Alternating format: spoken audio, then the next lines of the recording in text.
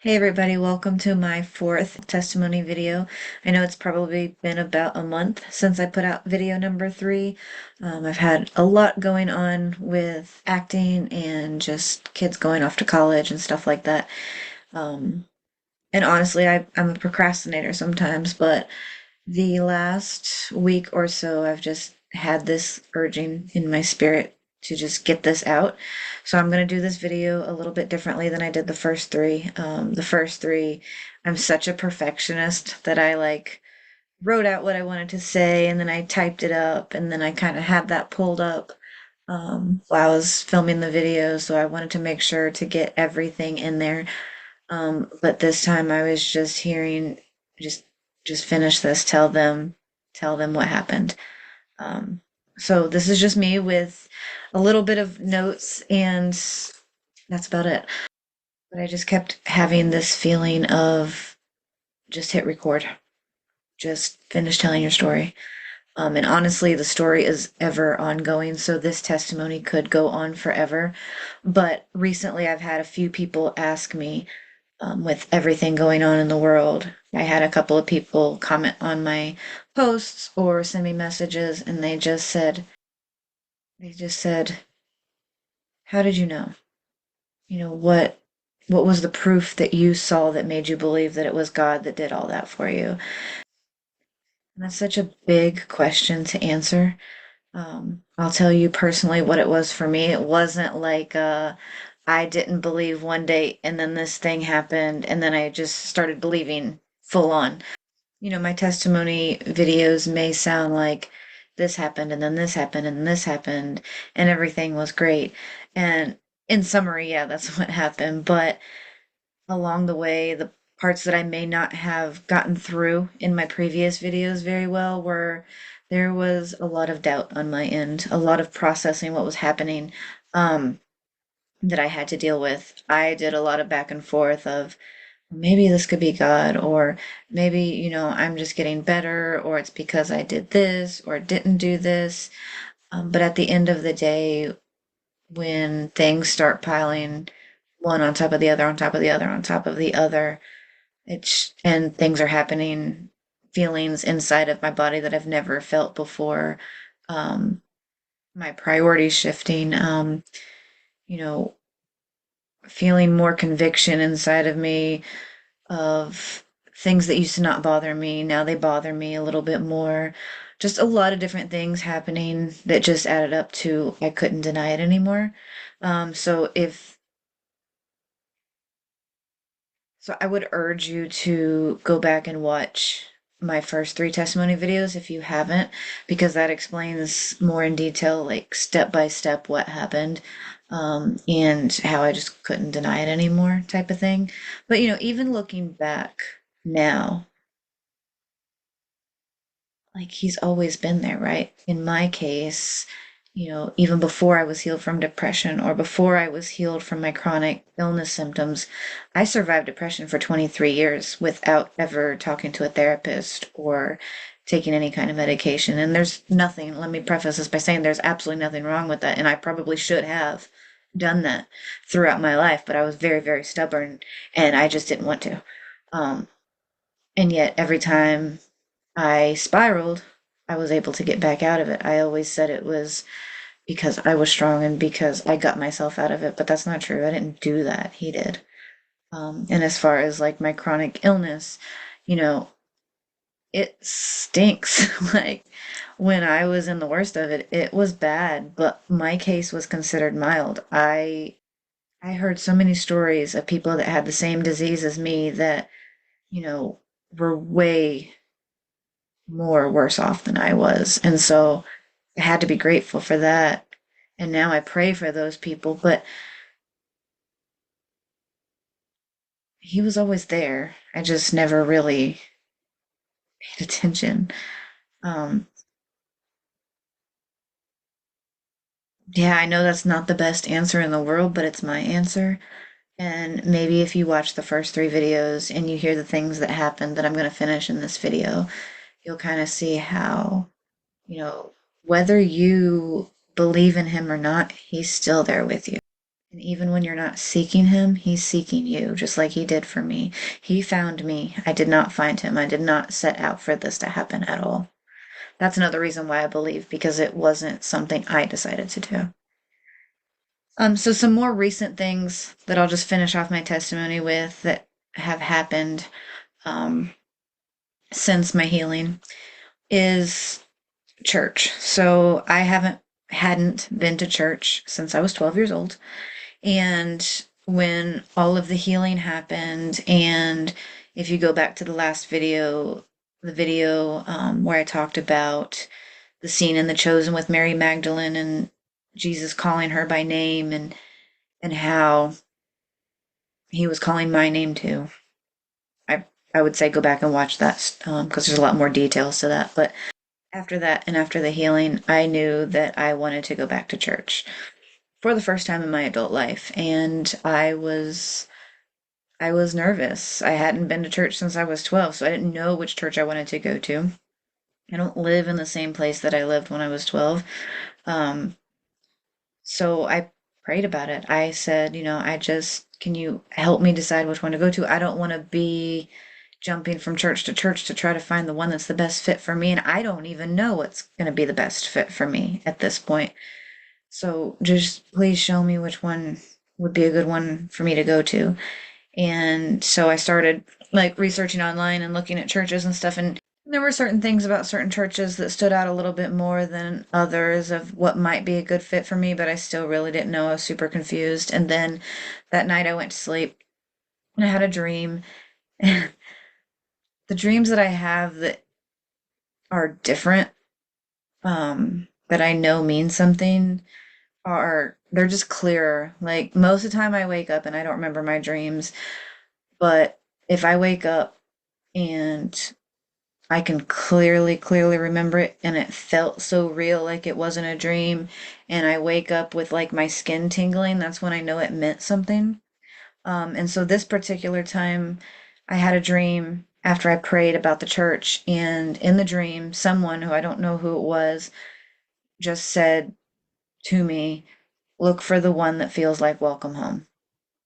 And I was like, okay. Every time I have one of these dreams, I wake up, I'm like, I don't get this. This makes no sense, right? Um, So I woke up and remembered that, and I was like, okay, that makes no sense, but okay. And later that day, I was looking through websites again, and I found a church that I hadn't found the first time around when I was doing my research. And I went to the page where it says, like, first time visitors, more information, blah, blah, blah. And I clicked on it, and across the top of the web page in big letters were the words, welcome home. And of course, I thought about my dream.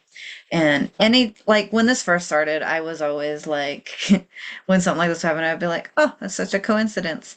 But then over time, like, no, it's not a coincidence when it keeps happening, right? Because I always get that little pull too. So I saw that and I was like looking at that website and I was like, well, this actually looks like one that I could go to. So I went. I walked in on like that following Sunday for the very first time in my adult life. And, when walking through the parking lot, there's like people holding signs that say welcome home. You walk in the front door, the words welcome home across the arch. The volunteers all have the words welcome home on their shirts. And I'm like, oh, that's what you meant. Okay. Um, so I went there and I loved it, and I've been going about 2.5 months now, and the only time I don't go is a couple of weekends when I've been out of town filming. Other than that, I'm there every week, which is super unlike how I've been my entire life, and I absolutely love it. So that's one story, of a recent thing that happened. Another thing that's happened through this whole thing is like the Chosen with the Mary Magdalene scene in the last video. Um, Things keep lining up when I watch that show. Now, keep in mind, I felt the urge to start watching this show when this all happened, even before picking up a Bible at first.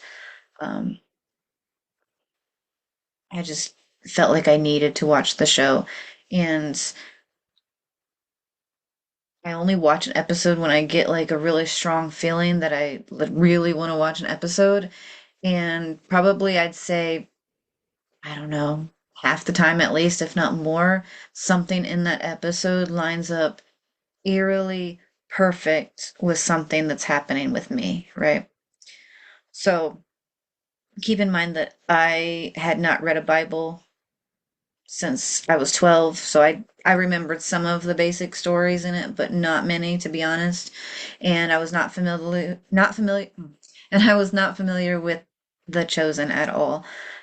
This was my first time watching it through like this. And so after that Mary Magdalene scene with the calling of the name that kind of lined up, I asked God, I said, what does that mean? Like I don't know what you calling me by name even means. I see that it, I saw it in The Chosen and I Googled it and I saw that it was a verse in the Bible, but I still don't know what it means. um, I know how I felt. I felt like it was so important, but I didn't understand it. And when I get like that now, I just pray and I'm like, help me understand. I'm trying my best here to help me understand.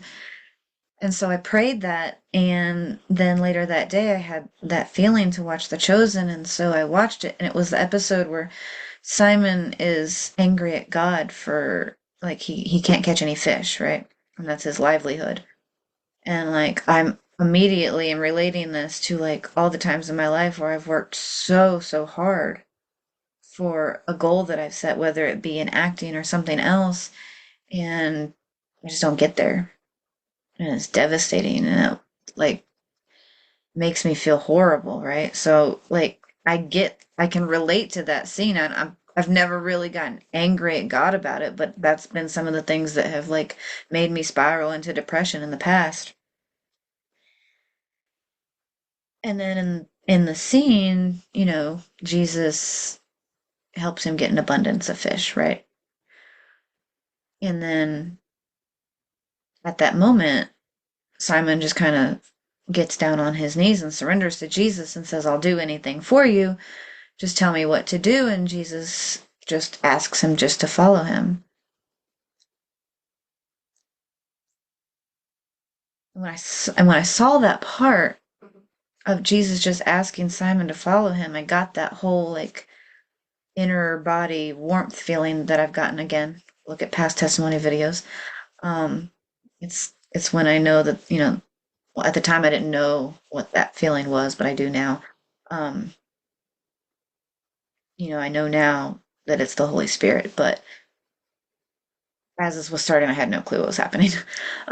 So I get the inner warmth feeling when I see Simon surrender and Jesus say, just follow me.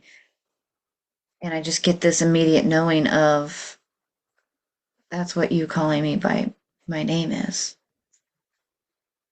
You're just asking me to follow and to listen. I can do that. And it was just such a profound understanding of what all of this kind of was up until that point. That night, I too got down on my knees at home and surrendered everything to him. Um, in that I just said, I will follow you. Anything that I hear that I know you're telling me to do, I will do. Like putting this video out right now without having everything written out like I'm so used to, which is the hardest thing for me. Um, and that night when I was surrendering and saying all of this to him, I just was crying these tears of joy that I've never cried in my entire life. And just my whole body was vibrating, the warmth was back while I was surrendering, and it was the most amazing thing that has ever happened to me. Um, and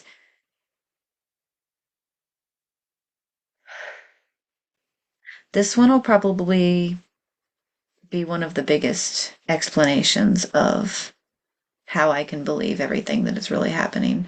So as I was crying these tears of joy and just saying all these things to him, I got quiet for a little bit and was just kind of more of an internal monologue after that. But I'm still like boohoo, joyful crying. And all of a sudden, I'm still on my knees and I just look up and I cry out the word Abba. And then I just freeze up because I'm like, I don't even know what is that word? I didn't I How do I say a word that I don't think of saying first? I don't know what this word means. Why did I just say this word? So when I was done praying, and at this point I'm shaking because I something just came out of my mouth that I didn't know what happened. Um, so I Googled the word, but I think I must have spelled it wrong or something because like I couldn't find anything that really made any sense. So I was just like, okay, well maybe I was just like muttering boohoo crying and whatever. I don't know, right?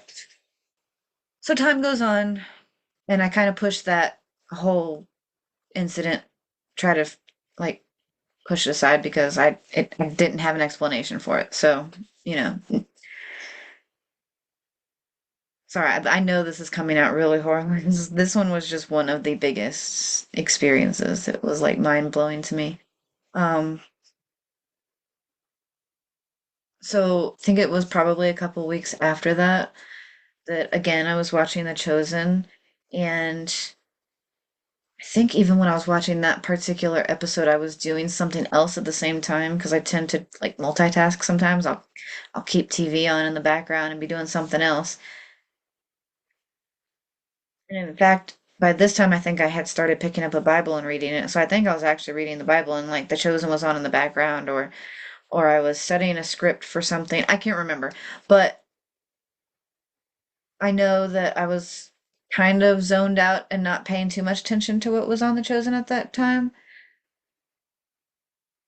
But I heard the word Abba come out of the screen, right? And so, like, I dropped everything that I was doing because that whole incident from 2 weeks ago or whatever had popped back in my head. And so, like, I rewound it, and it's Jesus talking to his father. But so I hear that word that had came out of my mouth that I didn't know, and it's the first time that it's been in that show because I was still way at the beginning of the show, and so when I hear that, I do some different Google searches to see if I can figure it out, and I find it. And the word Abba, it means father. I didn't know that. But more than that, it's the name that Jesus sometimes referred to the Father as, and it basically means, Father, I will obey you.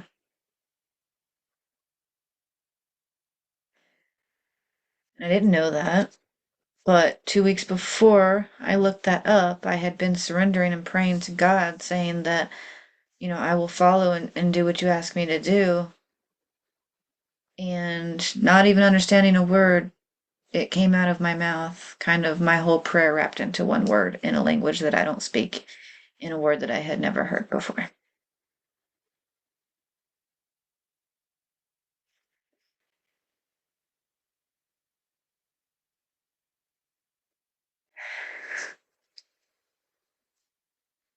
And then another time, um, another example of the chosen lining up. This was a little bit after that.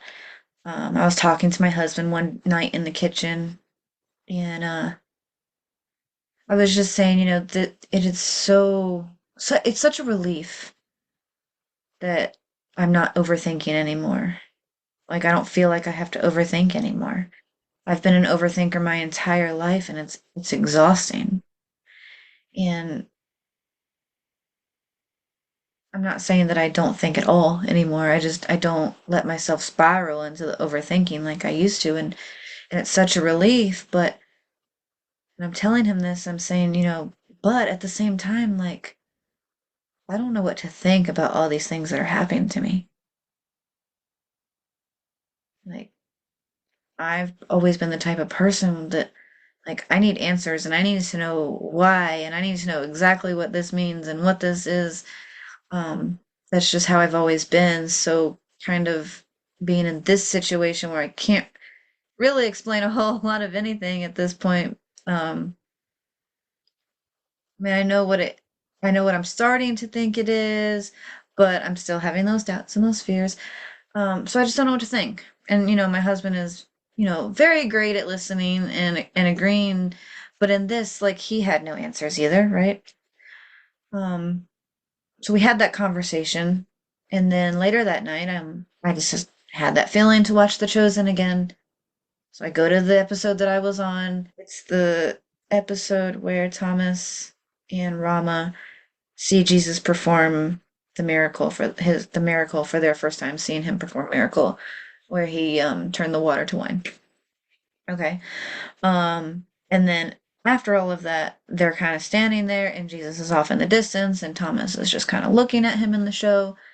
And he was like, he's talking to Rama, and he says, and this is the same day I just had the conversation with my husband, and Thomas says, I just don't know what to think.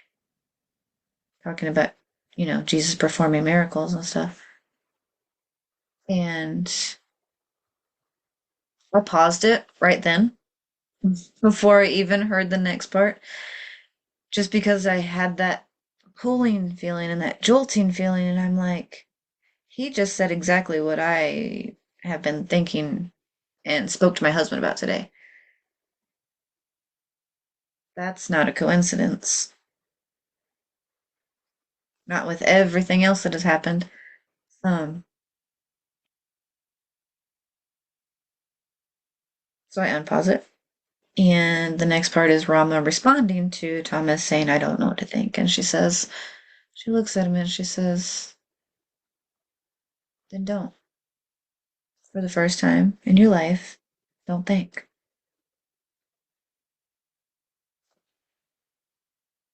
And it sounds so incredibly simple, but the profound relief that I felt when I heard that was just like, that was my answer of, I was talking about how much of a relief it was to not overthink things and not spiral like that anymore, like I've done my whole life. But then on this hand, I don't understand what's going on with all this healing and all these like synchronicities that are happening to me and like these amazing miracles that are going on in my life that I could have never imagined before now.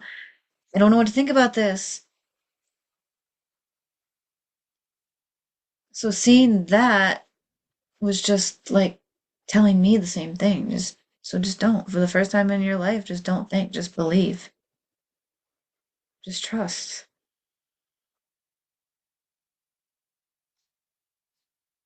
It wasn't a coincidence that that scene I watched on the same day I had that conversation with my husband. I didn't plan that. I didn't know what was going to happen in the show. God did. Basically, as of the recording of this video, this all started 4 months ago. Um, and it was a process, and it didn't all happen at once. It seemed like it happened really quickly, back to back to back, but it didn't. It didn't really happen all at once. But in the last 4 months, I've been healed. I've been redeemed. And I have learned that divine love and seeking Him changes everything. And I can't answer everyone's question of, you know, what proof did you see? How did you believe? In one simple sentence. It was this happened, and then this happened, and this happened. And some people would look at it as coincidence, coincidence, coincidence, coincidence. Too many coincidences, and too much feeling inside of me that isn't a coincidence. I've had coincidences in my life maybe before and didn't feel what I'm feeling now.